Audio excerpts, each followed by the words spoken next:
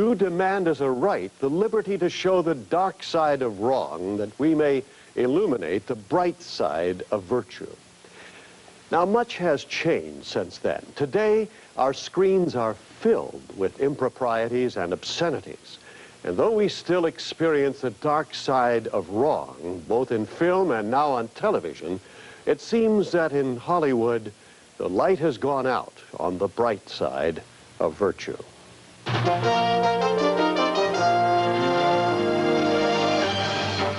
Are changes in film and television programming having an effect on viewers beyond the screen?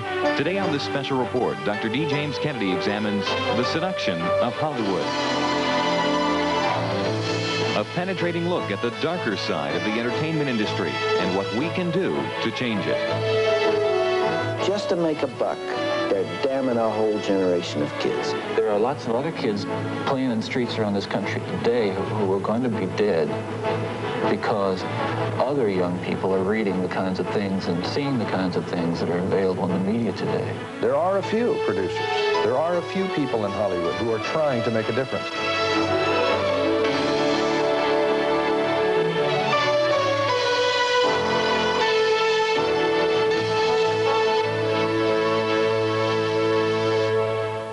The first 30 years of film brought dramatic changes to the medium itself.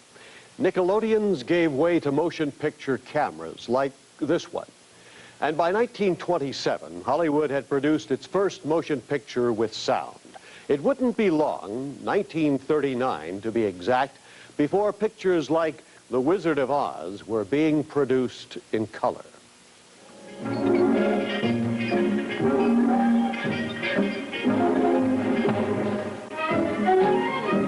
By the 1950s, Hollywood was producing biblical classics like The Ten Commandments, The Greatest Story Ever Told, and Ben-Hur, which won 11 Academy Awards. But even during these early years, some Hollywood producers were making films that had more sex, violence, and profanity than the censors wanted. Gangster movies like Public Enemy with James Cagney were considered too violent by many. And Gone with the Wind was considered too profane. In fact, this now famous final scene cost its producer a $5,000 fine. Frankly, my dear, I don't give it. Producers were pushing the limits on sex, too. This scene from The Outlaw kept that film from receiving the motion picture seal of approval.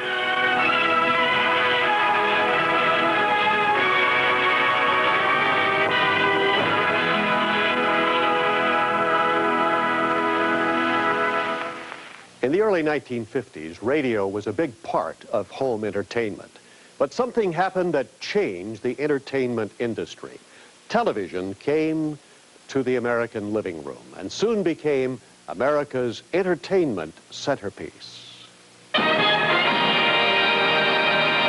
Hollywood, the Red Skelton Show. Good afternoon, Frederick, old boy. How are you, Duke? Close the door. This is the butler's day off, Your Majesty. Today, television is still the center of the American living room. In fact, the average American family watches nearly 7 hours a day. But some changes have occurred too. TVs are larger, most are now in color, and with the advent of cable, we have a much greater selection to choose from. But the greatest changes have occurred in the content of the films and television programs themselves. The gangster movies that created such controversies in years past seem sedate compared to the violence that we now bring into our own living rooms. In the past 30 years, films have become significantly more violent, and in some cases, this increased violence on screen has contributed to a far more real and frightening violence off-screen. In 1976, the award-winning movie Taxi Driver starred Robert De Niro as a frustrated ex-veteran who stalked and attempted the assassination of a presidential candidate. Having viewed this movie more than a dozen times, John Hinckley then reenacted the scene in real life, stalking, shooting, and nearly killing then President of the United States, Ronald Reagan. In the 1978 release of the Oscar-winning movie The Deer Hunter, Co-star Christopher Walken played a Vietnam veteran who ended his life during a game of Russian roulette. After the movie's television debut, authorities reported a rash of Russian roulette-style suicides among teenagers. And in 1988, Los Angeles gang violence was the subject of a new film entitled Colors. Within days of its Los Angeles debut, stabbings and other violent gang-related crimes occurred at several theater locations throughout Los Angeles County. These and other disturbing incidents don't surprise Ted Baer, a film critic who has reviewed several thousand movies over the last decade from his base in Atlanta. Well, George Gerbner, several years ago at the Annenberg Institute at University of Pennsylvania, did a very exhaustive study which has been replicated by other schools. He showed that with the average film or television program, they're both the same type of media, that 60% of the audience will look at it and say nothing happened to them. Another large percentage, 25, 30%, will get scared.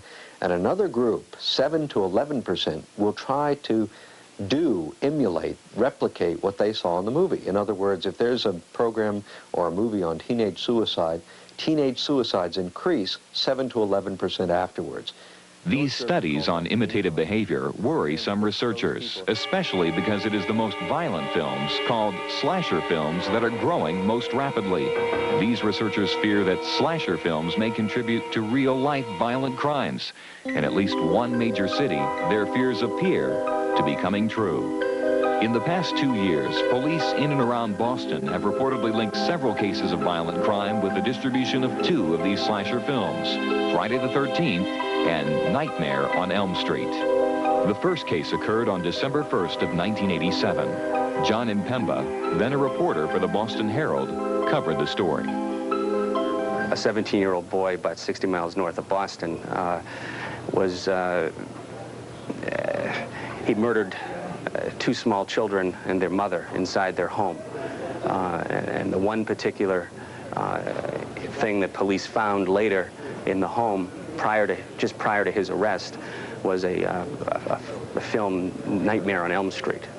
The speculation, according to the police, is that he had viewed this film several times, perhaps reenacted a particular scene in that film where a little girl, a child, is drowned, in a bathtub scene, because police, in this particular case, had no other reason no other motive as to why he would choose a bathtub to murder these kids. The ironic thing of this particular murder is that the suspect, also lived on Elm Street, and the movie that he viewed was The Nightmare on Elm Street.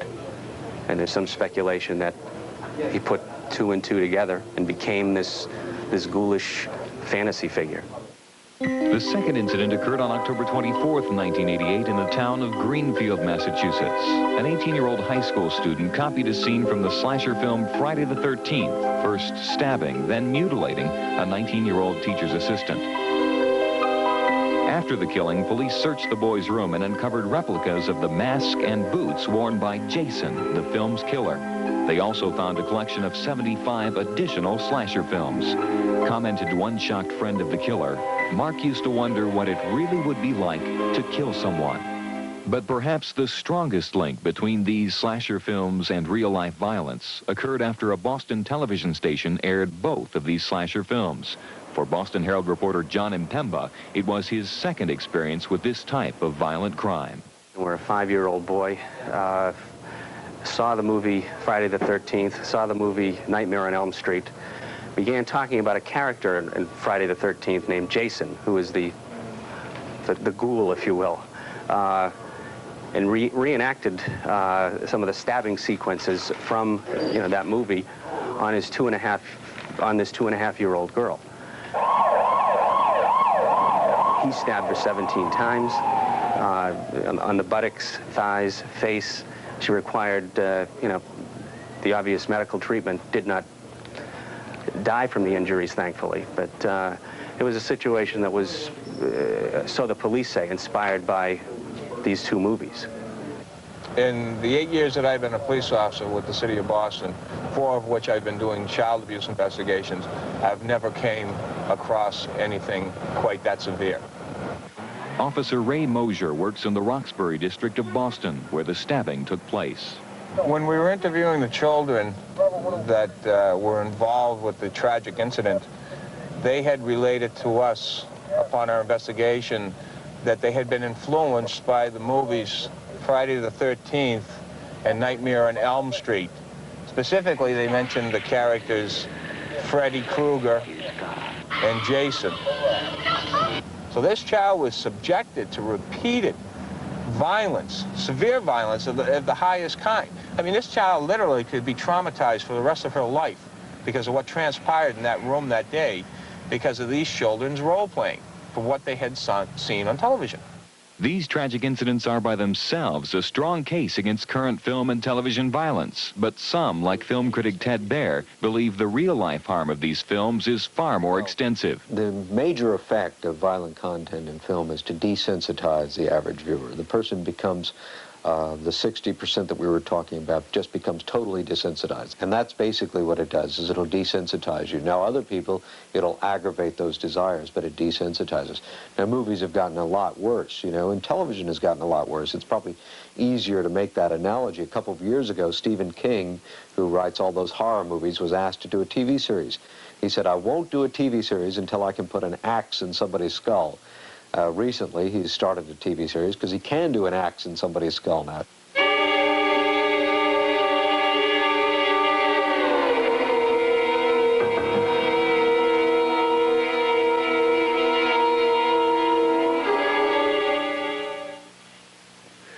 Tragically, there are many more stories like the ones you've just seen that suggest current film and television violence may be having a more dangerous effect than many once believed. Unfortunately, sex, too, has become more explicit. In fact, what was considered soft-core pornography just 2 decades ago is now standard Hollywood entertainment for our young people. And what was considered X-rated or hardcore pornography then, the kind of debauchery one might find in back alleys and pornographic bookstores, is now available at the theaters, on cable, and in many of your local video stores. Tragically, researchers are beginning to uncover what most of us have known all along, that this type of exposure to graphic immorality has not come without a price.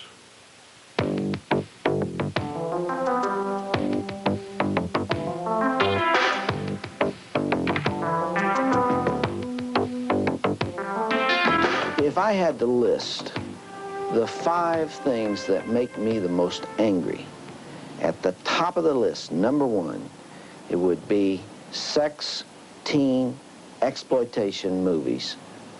Just to make a buck, they're damning a whole generation of kids. They teach kids this is what everybody's doing, and it's so much fun, and there are no consequences, no one ever pays the bill. And I feel so strongly, not only about the movies, but what they're doing on television, and now cable television, they're one and the same. Sex in films and on television has become far more graphic in the past 10 years. We're seeing things on TV now you would never dream 10 years ago. In fact, what used to be R is PG-13 now. What used to be X is now R, or hard R.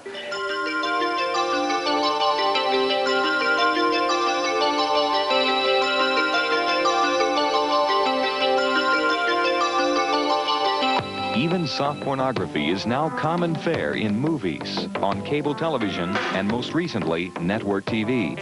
And despite viewer discretion labels, scrambling, and lockboxes, it is a fact that children inadvertently view many of these programs.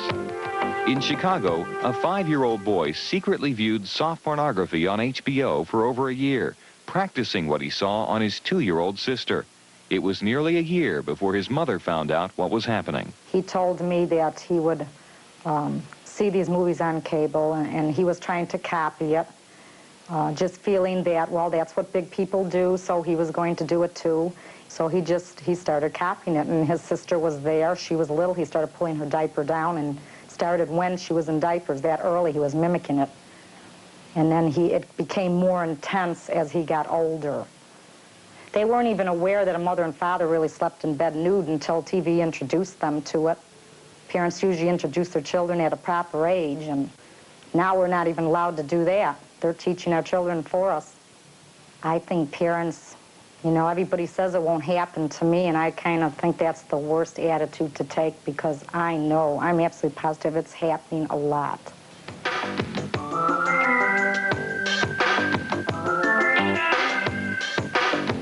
Michael Warren is a television producer whose credits include Happy Days and Perfect Strangers. The TV producer has got a tremendous responsibility to be careful about what he makes, because whatever you make on TV, people are going to go out and do that. They're going to imitate that behavior, because television represents such a tremendous role model to people.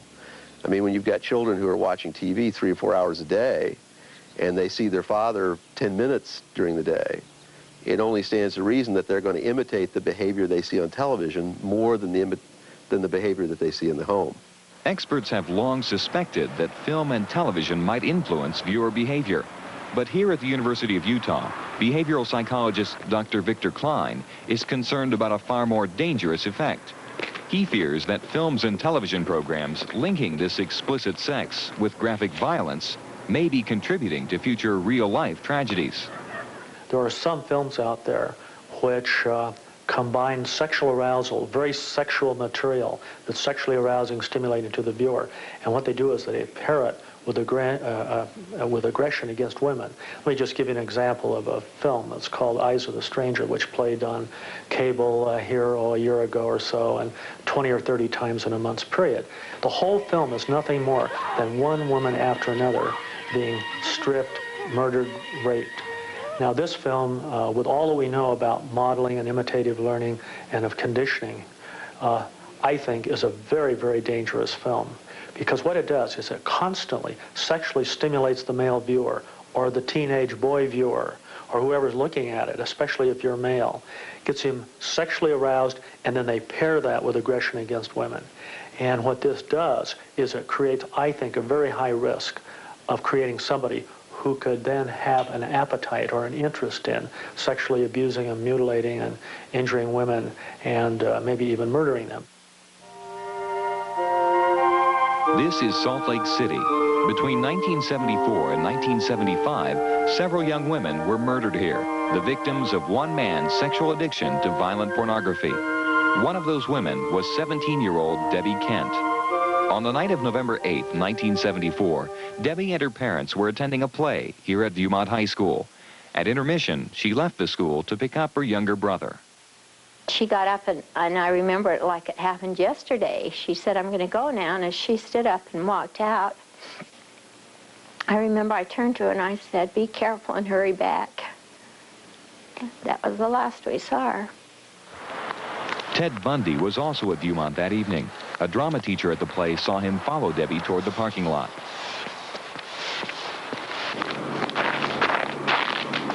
Probably he followed her over to the car, because his MO was that he tried to get young girls to go help him do something with his car.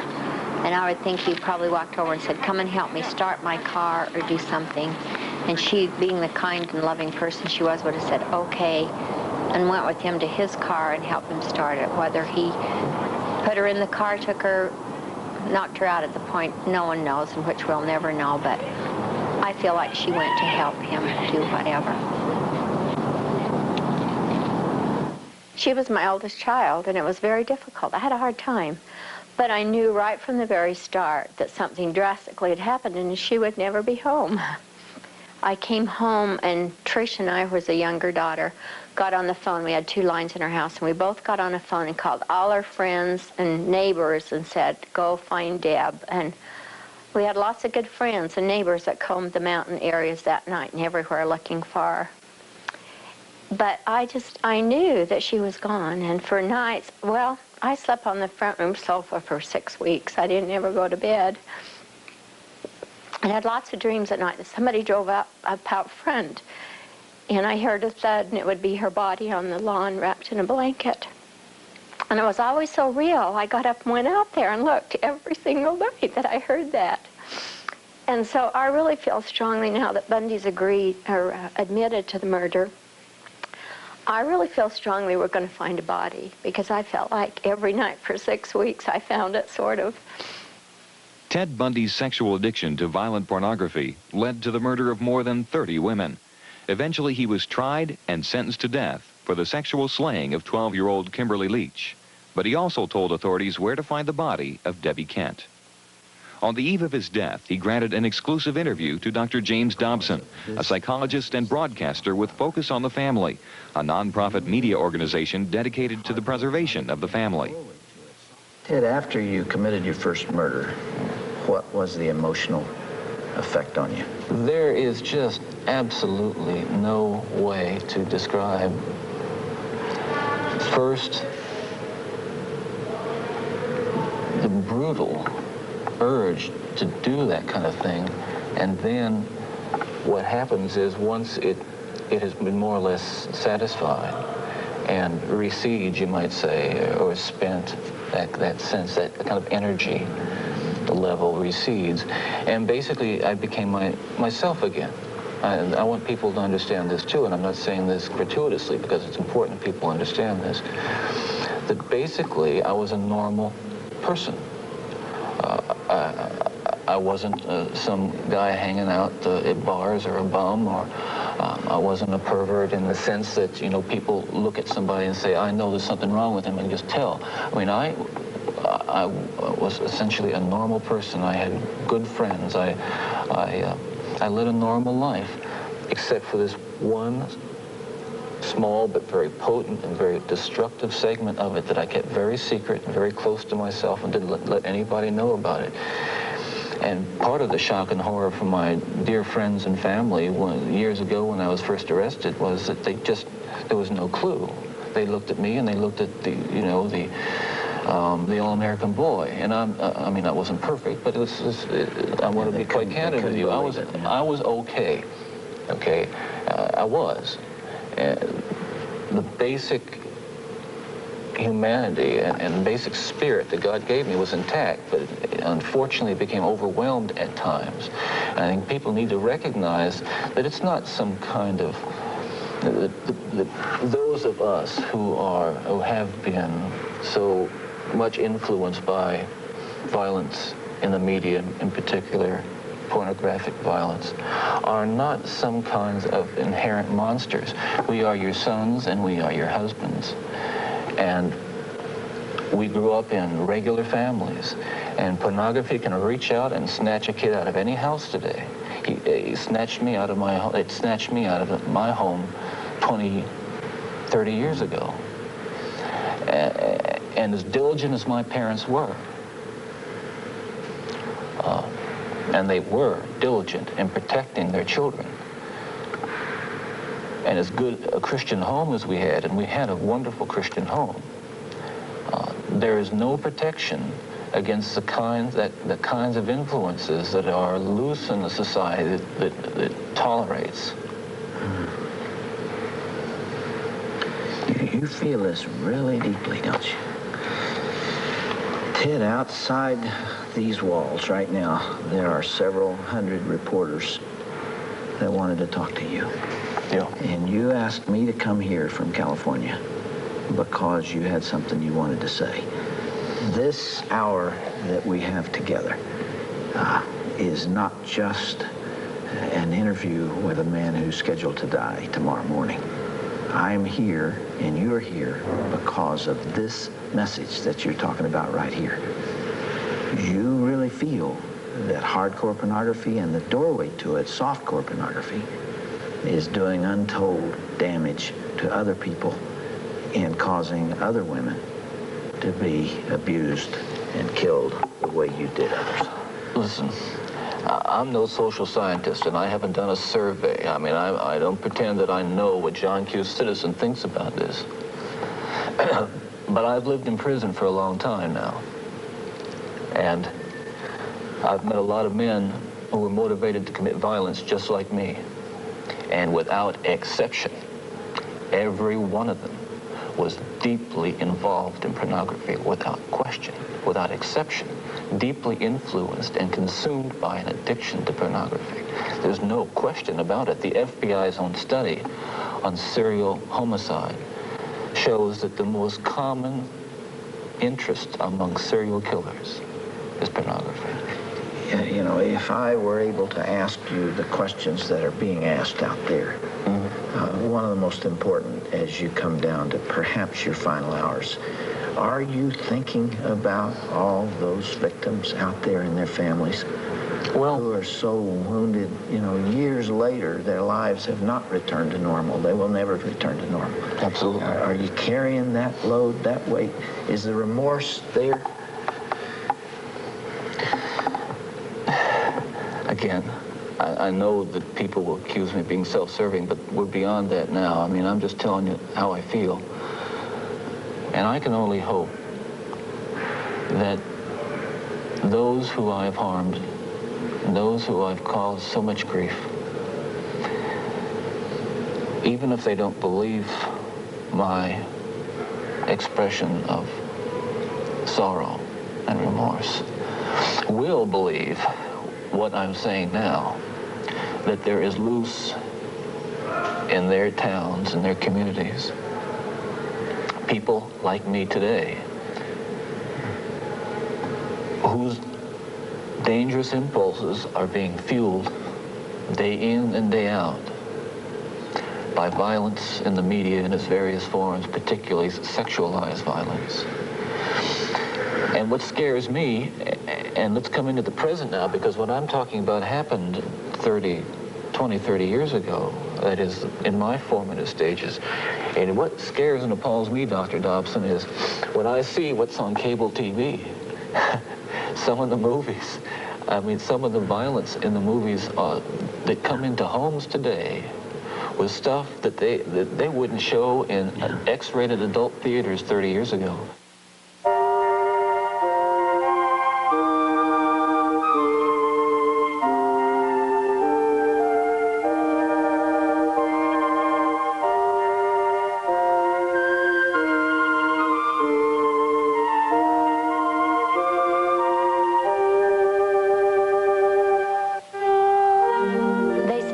Heals all, but it doesn't. You know, you think over the years, what would she be like today? You know, how many children would she have? What would she be doing? And you just relive all those things over and over, and so you don't forget. And I'm not sure the pain becomes any less. But I'll tell you, there are lots of other kids playing in streets around this country today who are going to be dead tomorrow and the next day and the next day and next month, because other young people are reading the kinds of things and seeing the kinds of things that are available in the media today.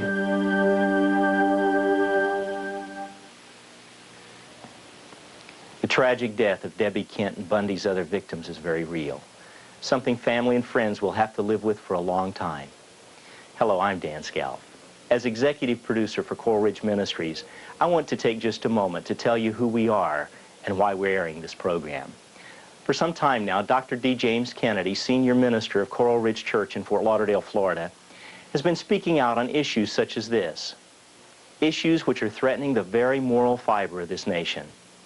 Dr. Kennedy believes it's time to take action and show Hollywood that Americans will support moral and wholesome entertainment. Through this nonprofit Christian organization, Dr. Kennedy has accepted the challenge to join with Hollywood filmmakers and produce full-length feature films that bring back morality and virtue. And now here's Dr. Kennedy to tell you more. I know that you, like me, have personally been offended by the kind of film and television programming we are continually being exposed to today. For some time, I have been speaking out against the sex, violence, profanity, and immorality that Hollywood has inundated us with, waiting and hoping that someone somewhere would finally do something about it. But nothing has happened. But a few months ago, I was approached by several top Hollywood filmmakers who felt that the time for talking was past. These men have wanted to make some better pictures, but those that raise the money and call the shots were not willing. And I was personally challenged to take action.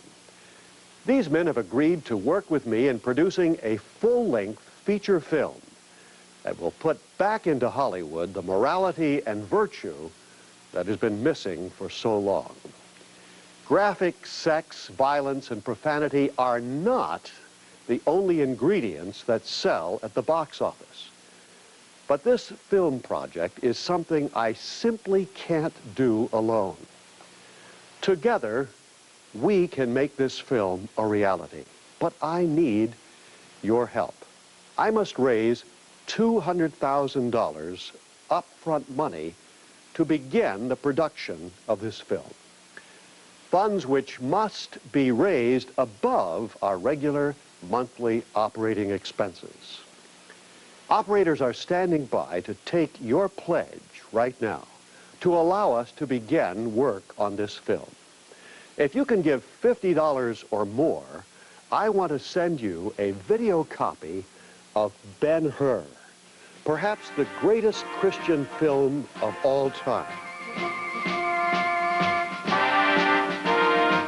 This classic, which starred Charlton Heston, received 11 Academy Awards and reflects the kind of film which Hollywood has rarely produced since then. This is a movie which you will want to watch again and again with family and friends. And your gift, no matter how large or small, will help us reach the $200,000 goal needed to launch this project.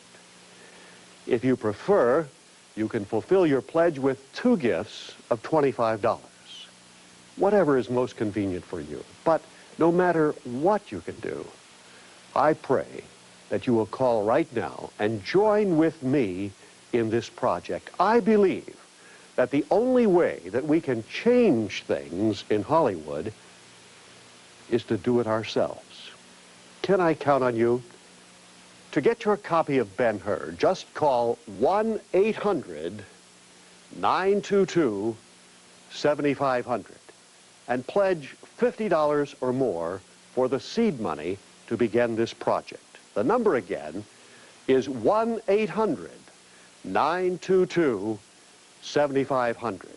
Or, if you would prefer to write, the address is James Kennedy, Box 1600, Fort Lauderdale, Florida, 33302.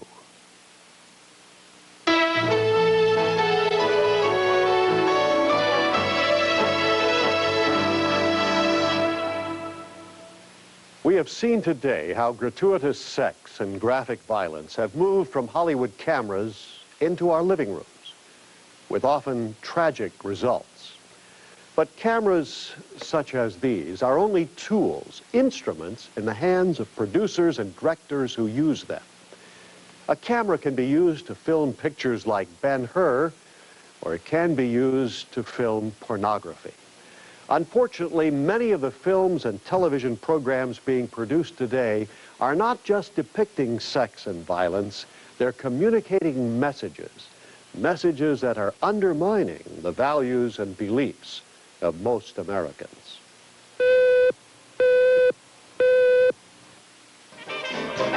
Hollywood during the first 5 decades gave us some good films that could be enjoyed by the whole family.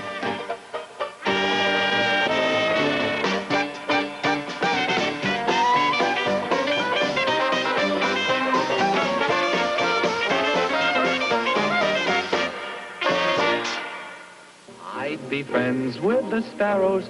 During this era, the motion picture industry produced many fine family films. I'm singing in the rain, just singing in the rain.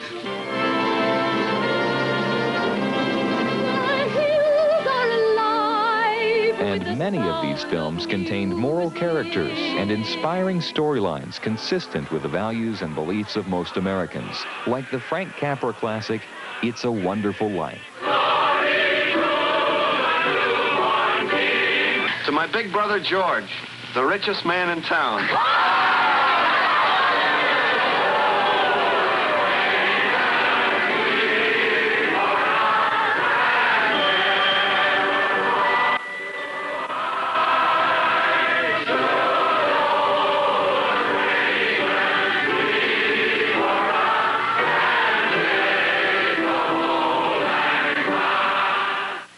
Today, a sampling of movies reveals that Hollywood's storylines and morality have changed.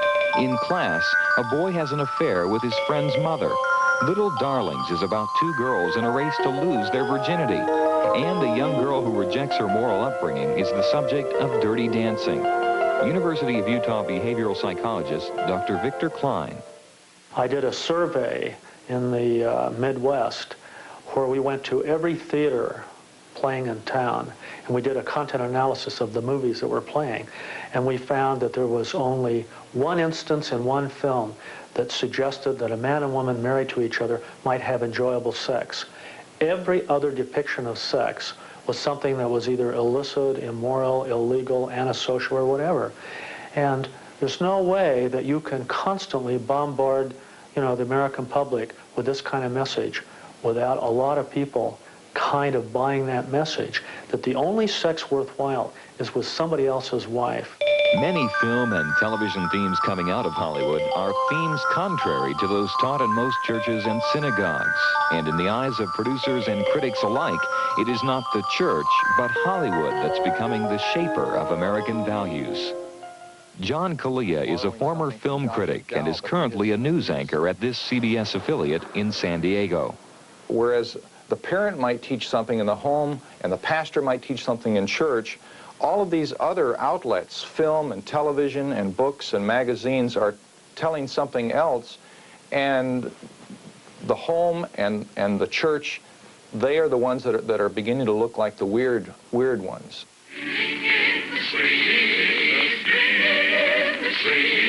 Television and film have replaced the pulpit, and the daily offerings on this new altar preach a new and far different morality.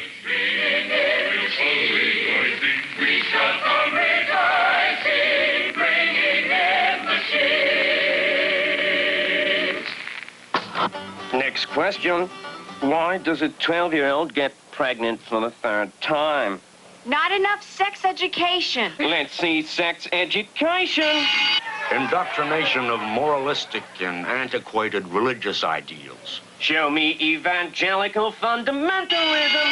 Lack of government-subsidized abortion. Government abortions, please. She needs to be taught sexual fidelity. Sexual fidelity? Well, the reality is that millions of Americans go to church on Sunday morning, attend Bible studies, pray, and are concerned about their families and the kinds of values that they're being taught in their public schools. But you never see these things reflected in prime time on national television. It conveys the impression that they don't exist. Now, Hollywood's response is, well, that's not entertaining. Well, the proverb says, as a man thinketh in his heart, so is he. And most of those people in Hollywood, as Ben Stein and others have written, don't share those values. They're in bed on Sunday morning, sometimes with other people's wives. And so they write about those kinds of things. They write about what they know about. They don't have this other experience, though most in their audience do. And so that's what we get, a kind of subtle form of censorship, not by deliberately burning a book or deliberately legislating against values, but by simply ignoring them, which is far more subtle and I think far more dangerous. In 1981, Robert Lichter and Stanley Rothman conducted a survey of the moral values and beliefs of Hollywood's top producers, directors, and executives.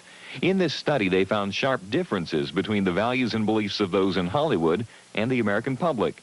For example, while 60% of the American population attends church often and 90% claim to believe in God, only 8% of those in Hollywood attend church or synagogue regularly.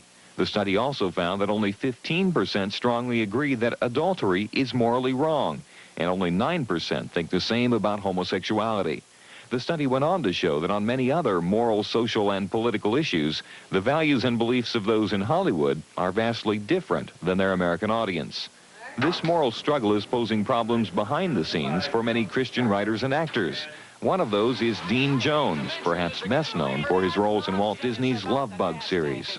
I was sent a script not long ago that it was so beautifully written. It had such a flair. There was a comedic aspect to it that I enjoy playing with. It's the timing of it. And I was reading along, and Laurie was in shopping, and I was sitting in the car reading the script, and I said, oh, this is really good. This is just beautiful. And I got to page 58, and I'm getting in the bathtub with the young girl, you know, and I thought, oh, Lord, what am I doing in this business?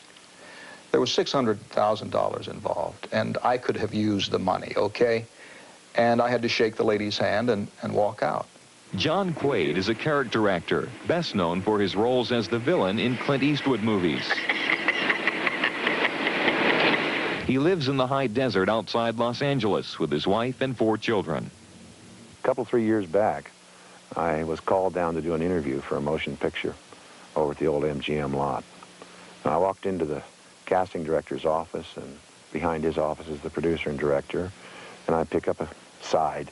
That's a side is a short scene out of the film that has my character in it, and I read it, and I glanced at the first sheet, and I said, no, this isn't for me. You know, every other line was nothing but strings of expletives and profanity. And I said, this isn't for me. And I just dropped on the casting director's desk and turned around and walked out. Well, as I walked back out of the office, I have to go down this long hallway, and there's actors sitting on both sides of the hallway waiting to go in and do what I did. And I get almost to the door at the other end, and the casting director comes out the door, and he says, John, if you don't want to read the part, what do I tell the producer? And I just turned around and I said back to him, I said, tell the producer that I don't need profanity in order to play an evil character. Every actor in that hallway applauded. But I would be willing to wager, if I were a wagering man, that very few of them had the courage to go in and make the same statement that I did. Not because of my particular, you know, courage or anything of that nature, but because most people just don't have the will to say no. I was a film critic for about 3.5 years. During that time, I saw 400 movies, and I thought that I could see the film, review the film, put it on the air, and then somehow erase it from my mind. And for a while, it worked. But after a while, I began to see some real dramatic changes in my life. I began to change, I believe, as a Christian. I began to change as a husband, as a father, as a man.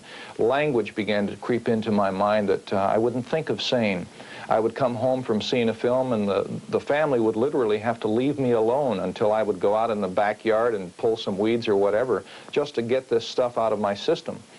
So I began to see what the films were doing to me as a person. And here I'm a mature adult with house payments and car payments and with a good job. And what this was doing to my mind, and it began to scare me. It began to tell me that something was happening in my life that was dangerous.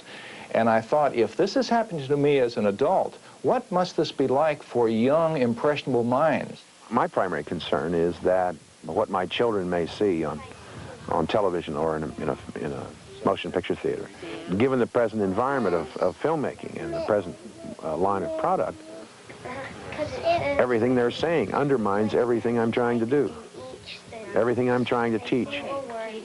When you see the base things in life, you can't help but think in a base way. That's what the Ted Bundy interview with Jim Dobson was all about.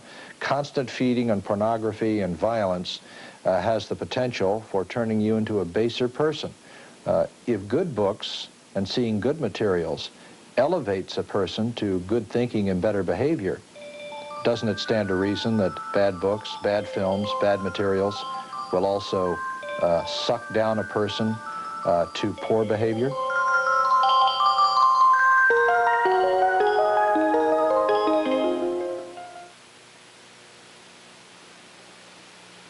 It was George Lucas, the creator of Star Wars, who said that film has usurped the church as the shaper of values. In years past, those that produced and directed films may not have agreed with all of the values and beliefs of most Americans, but they respected those beliefs. Today, that is no longer true. In fact, a recent film clearly demonstrates that Jesus Christ himself is not above defamation. I always wanted to do a film on Jesus. I wanted to make a very real film on Jesus. What I mean by that is a film that people would respond to on a realistic level. I'm against against anything that'll defame the Word of God and defame Christ, because he is the Son of God. There's no sensitivity to the Christian view, and there's no courtesy to the Christian view. Martin Scorsese's film, The Last Temptation of Christ, did evoke a tremendous response from many people disturbed by his portrayal of Jesus Christ. Jesus is a nerd in this film. He is an absolute nerd, a jerk. No one except Judas would want anything to do with him. And of course, in this lopsided view, Judas is the only coherent hero in the whole thing. The film glorifies Satan and demeans God. The fantasy at the conclusion of the film is sex explicit. And I believe that that's exactly what the viewer is going to remember. Now we find a movie company that would dare to make fun of the creator of the universe.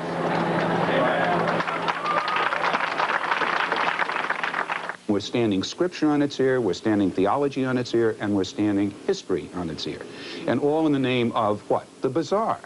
All in the name of Hollywood. At first, Universal Pictures, which released The Last Temptation of Christ, hired Tim Penland, a marketing executive and producer, to promote the film to the Christian community. Penland agreed to endorse what he was promised would be a faith-affirming film once it was completed. But as time progressed, it became obvious something was wrong. Larry Poland, who assisted Tim with the project, explains. We first recognized we were being used when we couldn't get communication. It's a little bit like in a marriage when you sense that something's wrong but you don't know what it is. Tim Penland, because he was the guy who was at the heart of this, was having a difficult time getting callbacks from the various executives at Universal. So that was the first clue. Secondly, we began to get rumors that weren't rumors, that they were trying to pursue another agenda. A little note in the Philadelphia Inquirer said that Martin Scorsese had arranged to have Tim Penland hired to shepherd the film past the objections of religionists. It was very angering to Tim and angering to us to think that maybe from day one they had intended and conspired to use us to sell out our own brothers and sisters in Christ. But Universal did not anticipate the extent of the uproar by Christians once the film was released.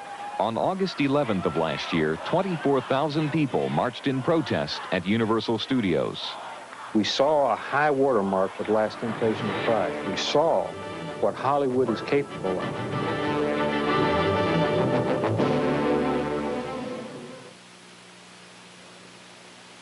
How far have we come that Hollywood producers now feel free to ridicule the faith of millions of Americans and desecrate the Christ of Scripture?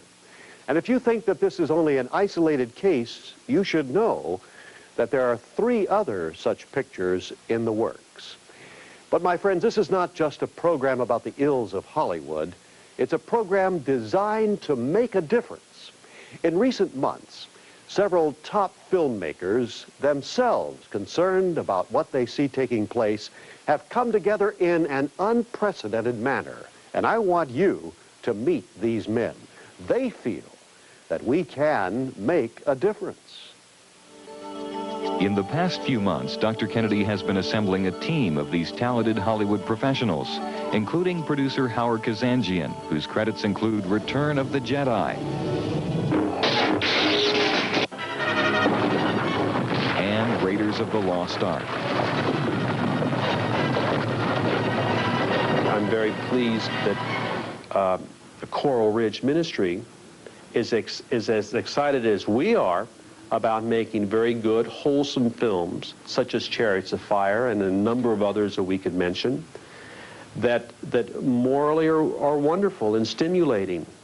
Also on this Hollywood team is Al Kasha, winner of 2 Academy Awards for his songs, including The Morning After from The Poseidon Adventure. Oh, can't you see the morning after?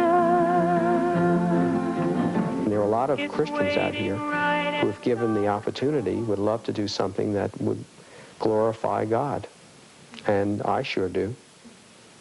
Producer and marketing executive Tim Penland also joins the team.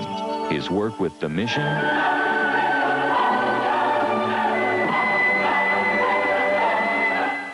and Chariots of Fire leads him to believe people want more of this kind of motion picture. For anyone who has seen the epic film Chariots of Fire, it's hard to forget its cinematic beauty and touching story.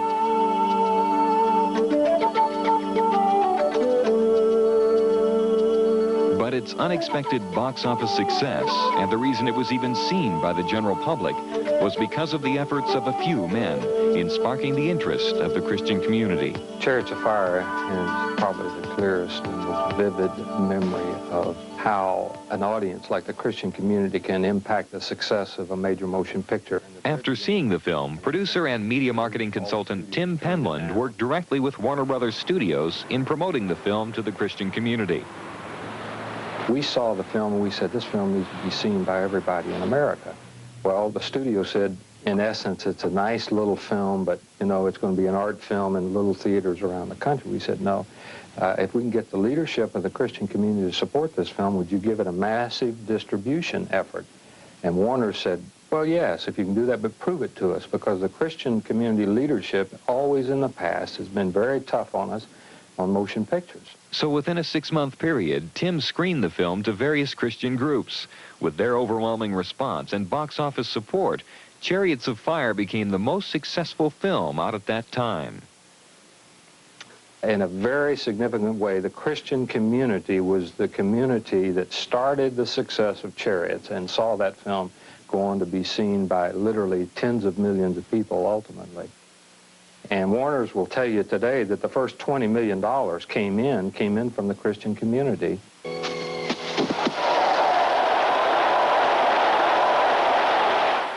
Tim Penland, Howard Kazanjian, Al Kasha, all part of the team Dr. Kennedy is putting together. I would encourage Christians to be involved in projects like these because the power of the motion picture and the power of the television box. More people had seen E.T. in one night than most probably than all the Christian books will sell in 10 years. It's sold 18 million videos and it's made over $200 million. And more people will see that in one night because of the power of the picture. If we, as a public, are not pleased with the type of films that are out there, type of films that we are, as adults, are seeing, as well as our children and the next generation to come, then we better do something about it. And we have the opportunity now to do something about it. And that's to support this new program of doing the films that we believe in, that we'll be happy to see, that we'll be happy to send our children to the theater and know when we come back in 2 hours and pick them up, they're going to see something that they've enjoyed, that they've had fun with, and they maybe have learned something about. And this is a time where each of us can do something about it. We stand on the threshold of a great opportunity. God has placed in our hands great talent, some of the finest talent in Hollywood, to produce a major motion picture. Every film that's ever been made preaches a sermon. Chariots of Fire preached a powerful sermon. That sermon came out of the mind of David Putnam. If might is right, love has no place in the world. The Mission preached a powerful sermon. We believe that out of true stories and out of some of the things that we're working on will come a very powerful story that will change lives. And that's really, we're going to do the kinds of films that when the audience leaves the theater, they're going to be better for having seen the film. And we know that by God's grace we'll have that, and we'll have a great project that we'll all be proud of.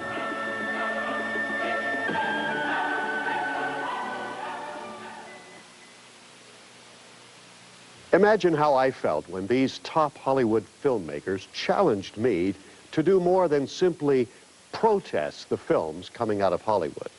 These men from the Hollywood film industry itself have stepped forward to make a stand, and I have decided to accept their challenge. We must take advantage of this unique opportunity and begin production on what I hope to be the first of many films based on the belief that gratuitous violence, sex, and profanity are not essential elements for a successful film today.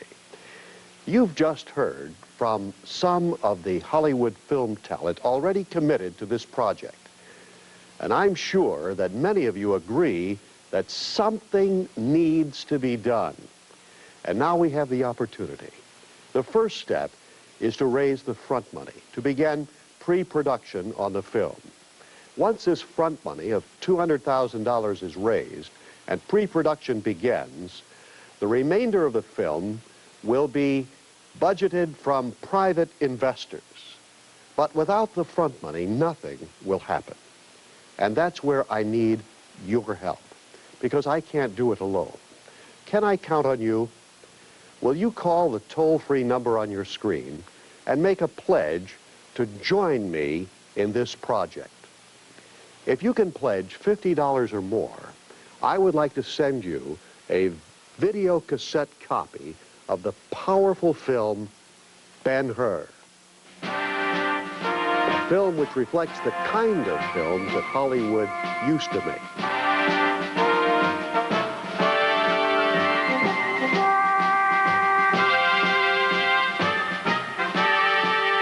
I know you'll enjoy watching this classic again and again. Will you stand with me?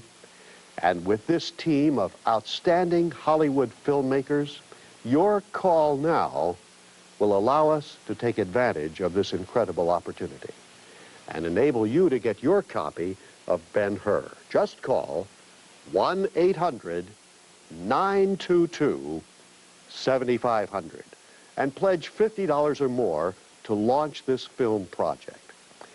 If you prefer, you can fulfill your pledge with two $25 gifts. Whatever you decide, please remember that we must raise this $200,000 above and beyond our monthly operating expenses. The phone again is 1-800-922-7500.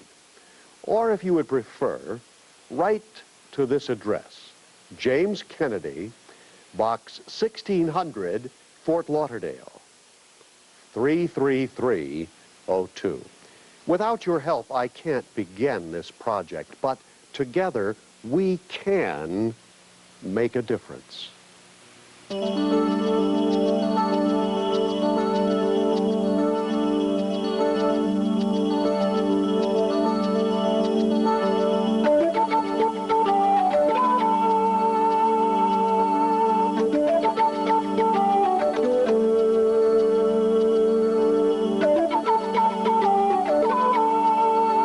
Join Dr. Kennedy each week for his inspirational message and special music from Coral Ridge Presbyterian Church, Sunday mornings at 7:30 on Channel 3.